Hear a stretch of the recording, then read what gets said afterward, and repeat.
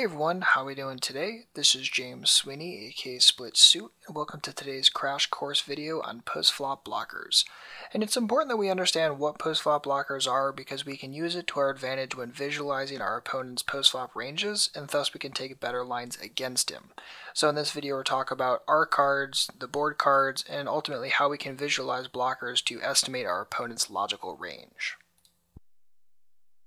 Okay, so just to make sure we're all on the same page, what is a blocker? A blocker is simply a card that either makes it more difficult or even sometimes impossible for our opponent to have a certain hand.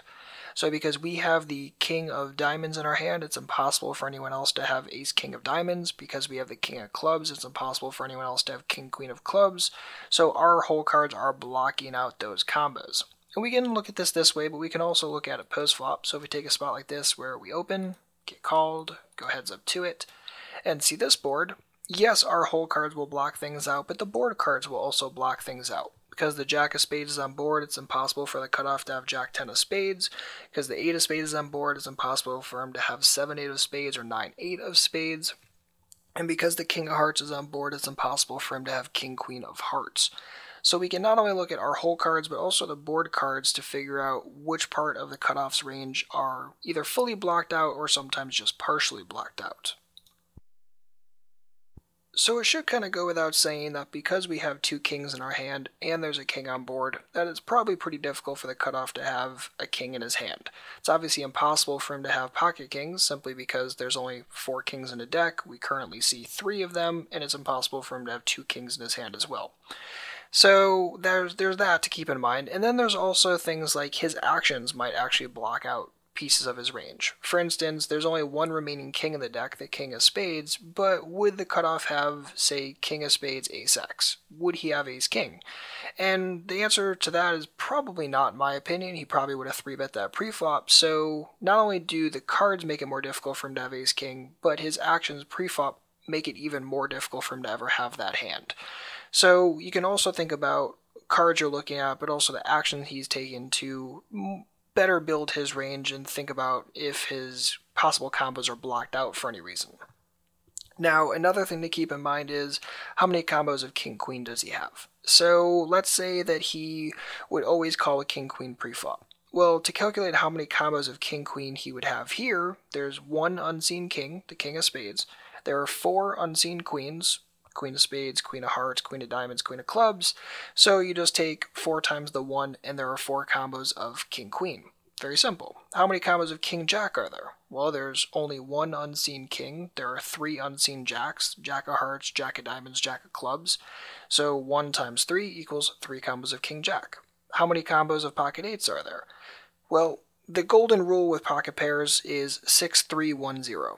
So pre-flop, there are 6 possible combos of pocket 8s. When you see 1 on the board, that means that now there are only 3 combos of that.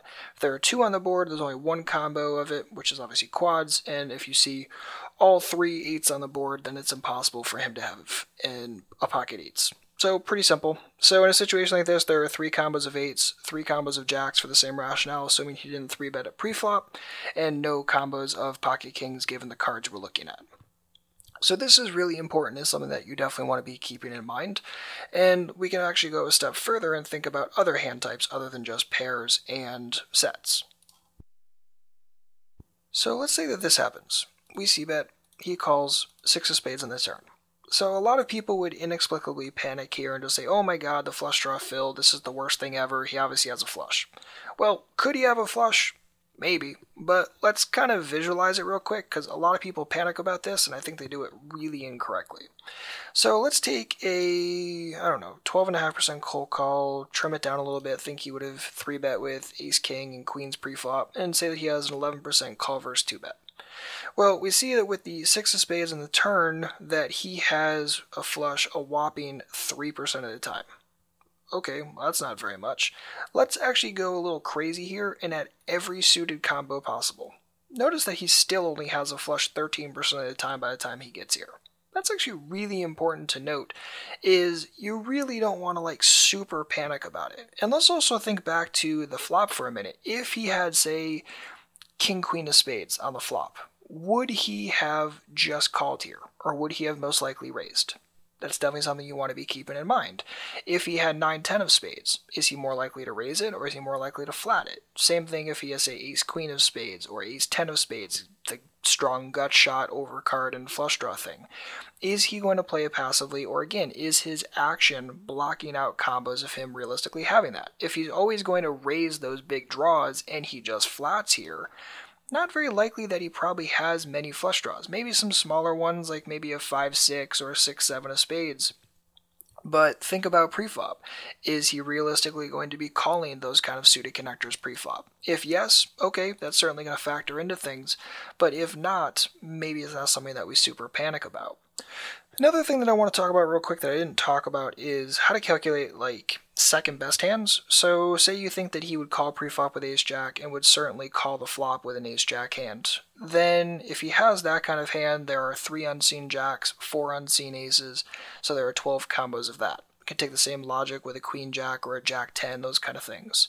And it's important that you're calculating not only hands that beat you, not only hands that for sure are going to continue like king-x and draws, but also calculating things like second best that may be calling. And obviously that's dependent on who the cutoff is, but definitely something that you want to be able to calculate. So in a situation like this, I don't really want to panic on this card, and because the turn is a 6, it now blocks out the 7-6 of spades and the 5-6 of spades. So the board itself has actually blocked out a lot of possible flush draws. Again, he can't have jack-10 of spades, can't have 8-9 of spades, now cannot have 6-7 of spades, and if he had, say, ace-queen of spades, would he have raised the flop? So this is all very, very helpful thinking about the board, how it's panning out, how it influences the cutoff's range as well as his actions. And in a situation like this, I'm probably going for 3 streets of value to try to max value from the last king in the deck or possibly the cry call jack that he may look me up with. So again, post-flop blockers, very important concept. Think about how your whole cards block out possible combos from the cutoff, how the board blocks out possible combos from the cutoff, and also consider how his actions may block out things. Because again, if he would have 3-bet with ace-king preflop, it's really, really difficult for him to have top pair, top kicker on the flop.